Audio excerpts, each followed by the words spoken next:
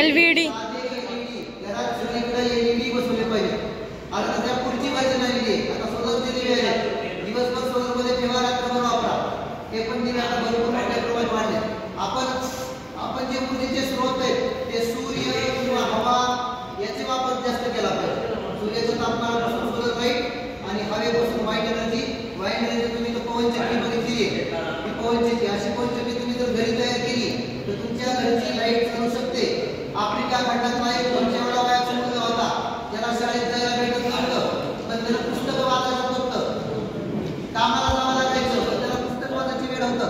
त्याने एकदा हातामध्ये त्याच्या पुस्तकानं पवन ऊर्जेचं वाईट एनर्जीचं त्याला पवनचक्की बघितली आणि तशी पवनचक्की करून बघितली. त्याला घरातली लाईट तयार करता आली. आज त्या मुलानं तो मुलगा एवढा मोठा त्याला इंडस्ट्री उभी केली आहे आणि त्यानं आफ्रिका खंडातल्या 300 गावांमध्ये पवनचक्क्या बसवून सगळे गावाच्या गावं यांनी त्यांच्या त्या ऊर्जा खात्यापासून मुक्त केली आहे. त्यांना लाईटची गरज नाही, त्या पवनचक्कीवर सगळी लाईट बनवतात, सगळी लाईट. असं आपण सुद्धा करू शकतो, पण यासाठी आपल्याला विचार करावा लागतो. ओके, इथं काहीतरी दिसतं तुम्हाला काय हे डब्बा दिसतोय, मध्ये लाईट दिसत आहे. इथून जर तुम्ही जवळून बघितलं तुम्हाला असं वाटतं की हा भाग गोल आहे, पण हा गोल आहे का डब्बा नाहीये, इथपर्यंतच आहे. पण याच्या पुढे एक आरसा लावलाय, पुढे एक काच आहे आणि मागे आरसा आहे. पुढे काच आहे, पारदर्शक काच आहे ज्याला फक्त एक ब्लॅक फिलामेंट लावली आहे आणि मागे आरसा आहे.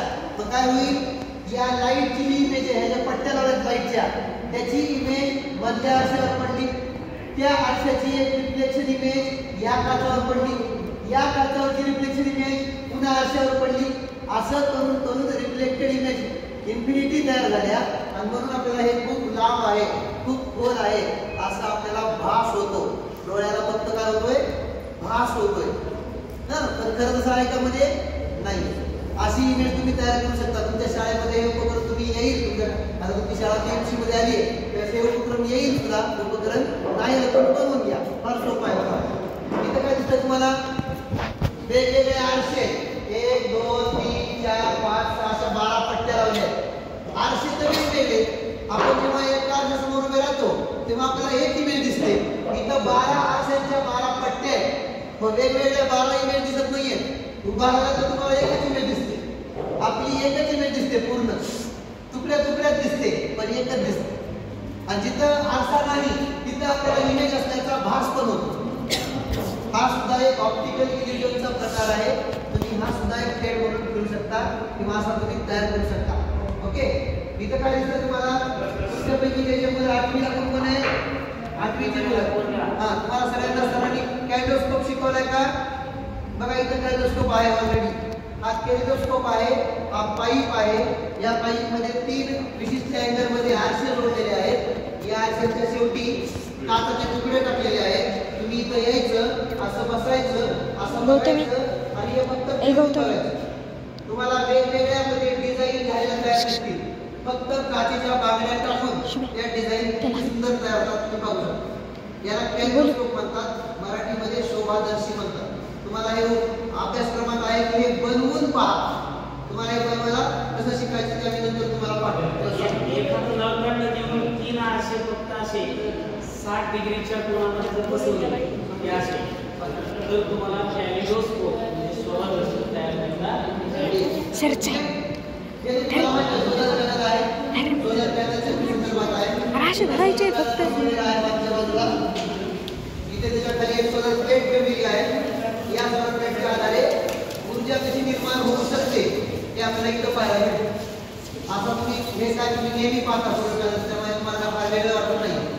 इथं पाणी येत आहे दिसतंय ना, पण तुम्हाला प्रश्न पडला असेल की इथून तर पाईप बंद आहे, मग पाणी कुठून यायला? हा एक जादूचा प्रयोग आहे, छोटासा ऑप्टिकल इल्युजनचा प्रकार आहे. खरं तर ही एक खालची नळी आहे. आता याला तुम्ही बंद केलं तर तुम्हाला दिसेल.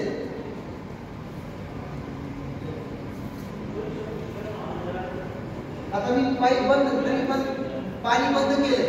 आता तुम्हाला दिसेल की काय एक काचाची नळी बसवली आहे. या नळीच्या खाली मोटर आहे. नळी एका मोटरला जोडली आहे, वॉटर पंपला जोडली आहे. त्या पंप मधून त्या नळीत पाणी येत आहे आणि नळीतलं पाणी या इथल्या गॅप मधून खाली उतरतं.